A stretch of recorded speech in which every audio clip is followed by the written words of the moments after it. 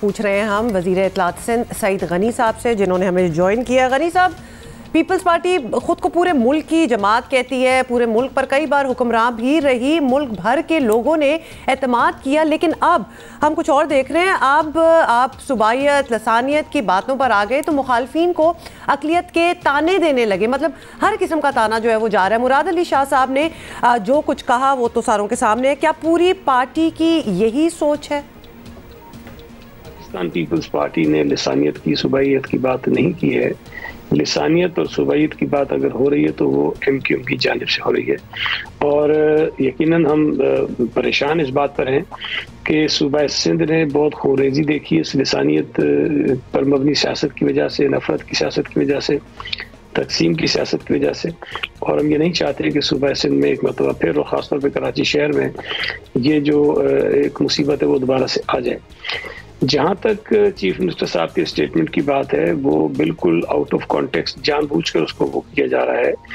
उन्होंने असम्बली में बात की थी और असम्बली में फैसले अक्सरियत ही जो ग्रुप होता है वही करता है, और उन्होंने उस रेफरेंस में बात की। और उस दिन जब ये बात की गई थी, उस दिन जो तूफान बदतमीजी अगर असम्बली में था तो वो PTI के मेंबर्स की जानिब से हुआ था, MQM ने नहीं किया था।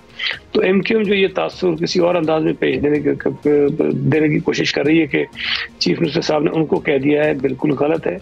उन्होंने ये कहा कि जी ऑपोजिशन की मर्जी से फैसले नहीं होते हैं, चूंकि वो अक़लियत में होते हैं और फैसले अक्सरियती जमात करते हैं। जो उन्होंने कहा हम हैं, फैसले हम करेंगे, फैसले आप नहीं करेंगे, आप माइनॉरिटी में हो। तो इस बात को किसी और अंदाज में पेश कर रहे हैं, तो इससे आप अंदाज़ा लगा सकते हैं कि वो किस तरफ जो है वो सूबा सिंध की सियासत को लेके जाना चाहते हैं। अच्छा गनी साहब, अब BP क़यादत की बात करें, क़यादत के बयानात के बाद अब अपोजिशन जमातों से भी तलखी तो सर्टनली बढ़ी चुकी है।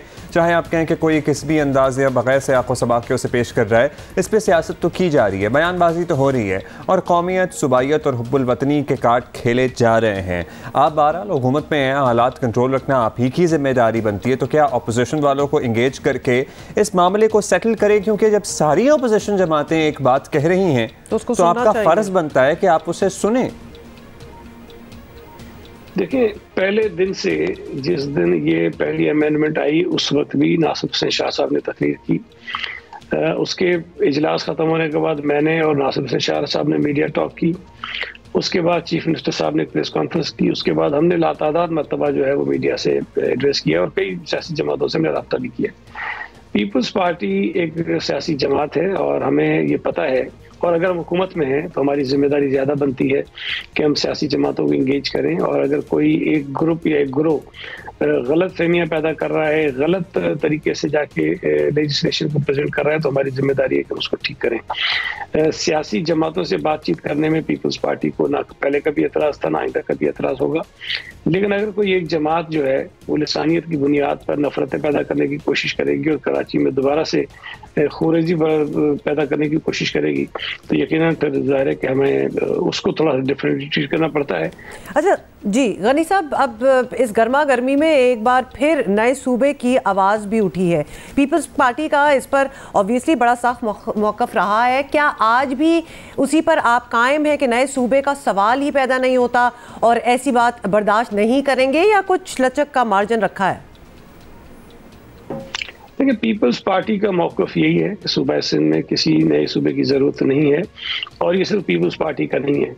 सूबा सिंध की तमाम सियासी जमातें इस पे मुत्तफ़िक़ हैं कि सिंध में किसी नए सूबे की ज़रूरत नहीं है, चाहे वो पीपल्स पार्टी के साथ हो या पीपल्स पार्टी के ख़िलाफ़ हो, सिवाय MQM के, जो कभी कभी ये शोशा छोड़ती है और खुद ही उससे पीछे हट जाती है।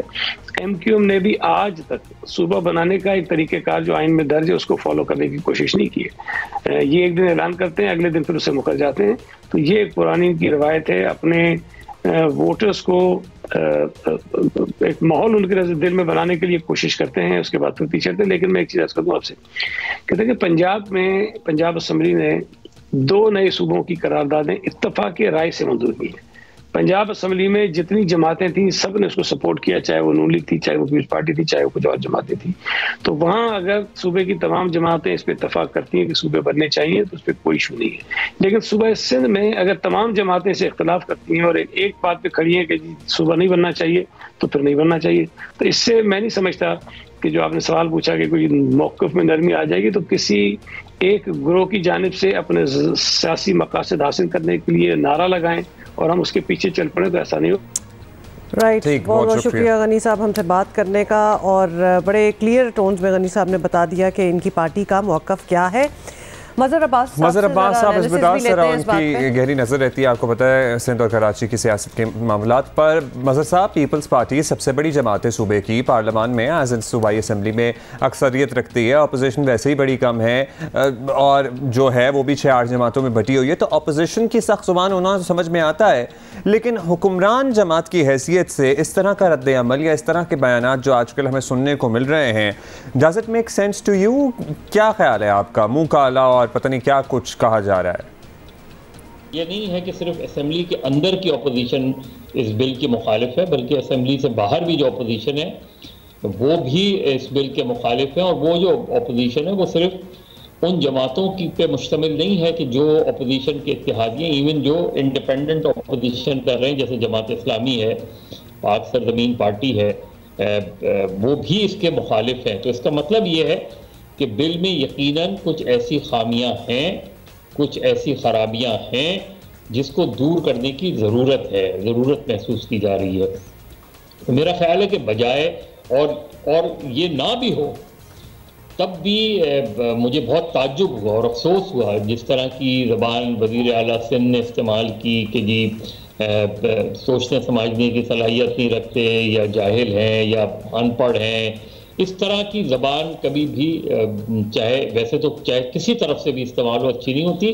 ख़ास तौर पे चीफ एग्जीक्यूटिव की ऑफ द प्रोविंस वो कभी भी ये ज़बान इस्तेमाल नहीं करते, और मैंने माजी में मुराद अली शाह साहब को नहीं सुना इस तरह की ज़बान इस्तेमाल करते। तो कि ये कोई फ्रस्ट्रेशन की निशानदेही कर रही है, कोई गुस्सा है तो किस चीज़ का गुस्सा है।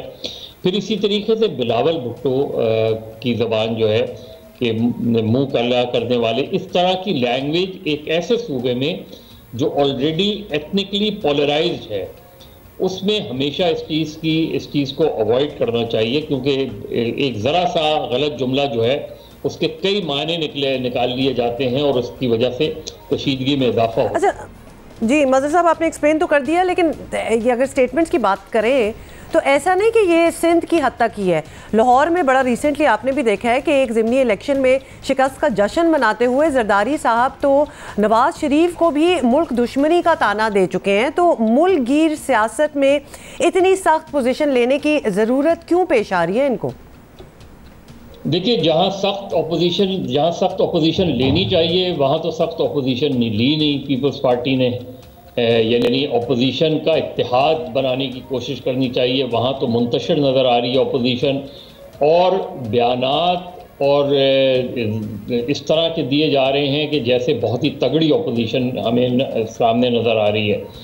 फिर अगर वो ना भी हो तब भी कम अज़ कम, वैसे तो किसी को भी नहीं, और कम अज़ कम पीपल्स पार्टी को किसी को गद्दार कहने की बात नहीं करनी चाहिए, क्योंकि वैसे भी पीपल्स पार्टी जो सियासत करती है, पीपल्स पार्टी, उसमें ये इस चीज़ की गुंजाइश नहीं है कि आप किसी को गद्दार कहें। और सियासत में हमारे यहाँ गद्दारी के सर्टिफिकेट जिस तरह बांटे जाते हैं उसकी माजी में मुखालफत भी पीपल्स पार्टी करती रही है और माजी में इसका शिकार भी होती रही है।